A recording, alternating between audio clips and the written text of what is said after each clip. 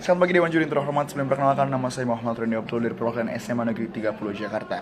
Dan pembelajaran tim afirmasi dengan bangga mendukung musik hari ini, yakni Dewan ini mendukung peralihan permanen pendidikan tersier ke format daring. Sebelum kita masuk kepada argumen mengapa saya mendukung MOSI ini, perlu kita ketahui bahwa pendidikan tersier adalah pendidikan yang ditempuh selama jenjang wajib belajar 12 tahun atau setelah pendidikan SD, SMP, dan SMA. Seperti dalam bentuk universitas, sekolah tinggi, politeknik, akademik, dan lain juga lain sebagainya. Pada status quo, pendidikan tersier di Indonesia masih didominasi dengan sistem luring ataupun tatap muka. Tapi, kita perlu melihat lagi bahwa pendidikan wajib selama 12 tahun itu sudah sangat cukup bagi pelajar untuk memberikan bekal untuk pelajar selama dalam dasar ilmu pengetahuan dan juga bersosialisasi. Struktur pada pendidikan dasar dan juga menengah telah memberikan fondasi yang sangat cukup kuat untuk siswa sebelum masuk ke dunia pendidikan tersier. Dengan fondasi inilah, mahasiswa sudah mampu belajar dengan mandiri dan juga bertanggung jawab atas proses dengan belajarnya itu sendiri. Peralihan ke format daring bukan berarti seluruh proses ini dilakukan secara 100% secara online dan tanpa tatap muka. Kita semua tahu bahwa ada semua jurusan seperti kedokteran, teknik, pertanian, seni, dan juga lain sebagainya memerlukan praktikum langsung, uji kompetensi, dan juga sidang akhir yang tidak bisa digantikan dengan format daring. Sehingga meskipun format daring ini diterapkan, mahasiswa masih bisa memungkinkan pelaksanaan sesi luring dalam kondisi dan juga kebutuhan tertentu. Seperti pada saat mahasiswa ingin melakukan praktik di lapangan, penelitian laboratorium, atau bertemu dengan dosen pembimbing mereka secara tatap muka. Perlu kita ketahui juga bahwa peralihan ini tidak diterapkan secara drastis ataupun secara langsung kebijakannya dibuat, tetapi akan dilakukan secara masa transisi ataupun masa percobaan dengan skema tahap sosialisasi, dilanjutkan dengan tahapan awal 20% daring, dilanjutkan dengan 50% daring, dan juga 100% daring. Di sela-sela masa tersebut juga ada yang namanya masa evaluasi berkala. Kita akan melihat di mana titik atau celah kekurangan dari kebijakan ini yang nantinya akan dijadikan sebagai bahan evaluasi dan juga perbaikan sehingga kebijakan ini dapat berjalan dengan lancar. Skema bertahap ini dirancang agar semua pihak termasuk mahasiswa dan juga dosen yang belum terbiasa dengan teknologi ataupun gaptek bisa menyesuaikan diri dengan peralihan format ini. Metode daring atau metode pembelajaran dalam jaringan ini adalah proses belajar mengajar di mana dilakukan dengan memanfaatkan jaringan internet sebagai media utamanya. Artinya, proses pendidikan tidak lagi terbatas pada ruang kelas fisik ataupun secara tatap muka atau luring, melainkan bisa dilakukan di mana saja dan juga kapan saja selama mereka memiliki akses internet. Lalu sebagaimana prosesnya? Metode daring ini dilakukan dengan sistem platform digital seperti Zoom, Google Meet, untuk ada Google Classroom juga, Moodle, Microsoft Teams, dan juga lain sebagainya. Ada juga YouTube dan juga TikTok untuk melakukan berbagai konten edukasi lainnya. Ada juga aplikasi belajar mandiri seperti Ruang Guru, Genius, dan lain sebagainya. Lalu mengapa format daring ini akan jauh lebih fleksibel? Karena dapat dilakukan di mana saja dan kapan saja. Bahkan orang-orang pada wilayah terpencil sekalipun, mereka bisa melakukan yang namanya pendidikan tersier ini. Lalu pastinya ada orang yang bertanya, jika akses internet di wilayah tersebut sangat terbatas. Kita semua tahu bahwa pendidikan akan terus berkembang mengikuti perkembangan zaman yang ada. Pemerintah, tenaga ahli itu sudah sangat berperan penting dalam mengembangkan teknologi pendidikan yang ada agar jauh lebih eksklusif dan juga merata.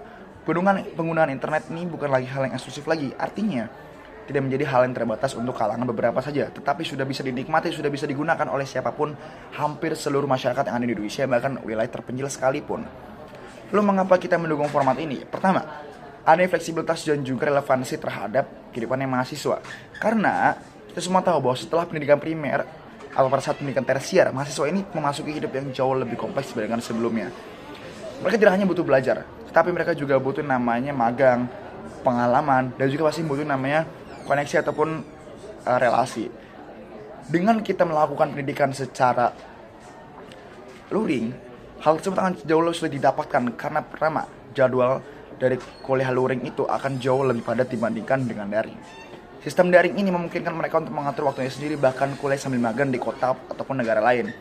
Mereka tidak perlu lagi namanya absen dari kelas, mereka hanya mereka sedang magang, kerja, ataupun mengikuti keluar kampus yang jauh lebih berpotensi bagi mereka, dan juga untuk menambah portofolio mereka.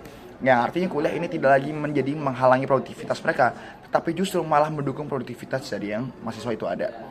Kemudian, relasinya ataupun networking itu masih bisa terbangun, karena justru relasi ataupun networking ini akan jauh lebih didapatkan jika mereka melakukan kegiatan produktif di luar dari kegiatan kampus.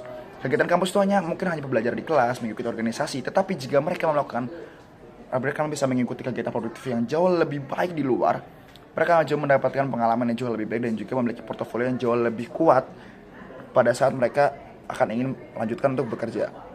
Kemudian, kita semua juga tahu bahwa kualitas pendidikan itu ditentukan dari produktivitas dari pendidikan itu, orang tersebut. Untuk apa pendidikan itu tinggi sampai gelarnya banyak, tetapi orang tersebut ujung-ujungnya hanya sebagai pengangguran saja.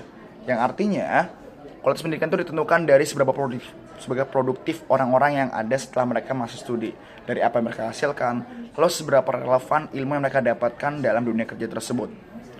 Sehingga pada akhirnya dengan format daring inilah mereka akan jauh lebih punya banyak waktu untuk mengembangkan portofolio ataupun pengalaman mereka. Mereka juga punya peluang jauh lebih luas untuk magang, untuk part-time, dan juga mendapatkan pengalaman pekerjaan dari luar. Selain itu juga, mereka juga memiliki akses yang jauh lebih besar terhadap dunia-dunia luar yang bisa mereka tidak dapatkan karena terbatasnya waktu pada saat mereka jadwal dengan kuliah secara luring. Mereka bisa belajar, bekerja, dan juga berkembang secara bersamaan tanpa ada yang terhalang dengan waktu pada saat mereka kuliah. Lalu apa dampaknya? Yang pertama, bagi mahasiswa mereka lagi terbatas dengan adanya waktu dan juga tempat. Mereka bisa kuliah dari mana saja dan kapan saja. Mereka bisa belajar jauh lebih mandiri dan juga disiplin, serta mereka bisa sembari membangun karir sejak mereka kuliah. Mereka tidak perlu lagi memikirkan adanya terbatas oleh waktu dan juga tempat dan juga biaya. Mereka bisa melaksanakan atau membangun karir mereka pada saat melaksanakan pendidikan tersier tersebut. Kemudian dalam dunia pendidikan sendiri, hal ini akan jauh lebih efisien dan juga transparan.